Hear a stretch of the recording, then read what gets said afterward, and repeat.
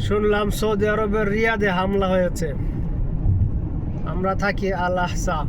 আল্লাহ যেন আমাদের সবাইকে হেফাজত করেন।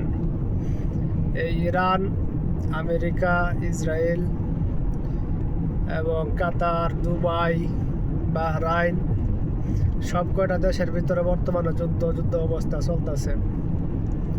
অনেক প্রবাসী আহত হয়েছে কাতারে।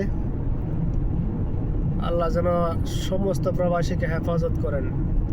সবাই বেশি বেশি দোয়া করবেন। আল্লাহ যেন সারা মুসলিম জাহানের উম্মাকে হেফাজত করেন এবং সবাইকে একত্র হয়ে বিধর্মী ইহুদি খ্রিস্টানদের থেকে যেন সবাই মুক্তি পায়। সবার জন্য সবাই দোয়া করবেন। আল্লাহ যেন সবাইকে হেফাজত করে এবং হিংসা বিদ্বেষ ভুলে সব মুসলমানকে এক হওয়ার তৌফিক দান করেন। আমিন।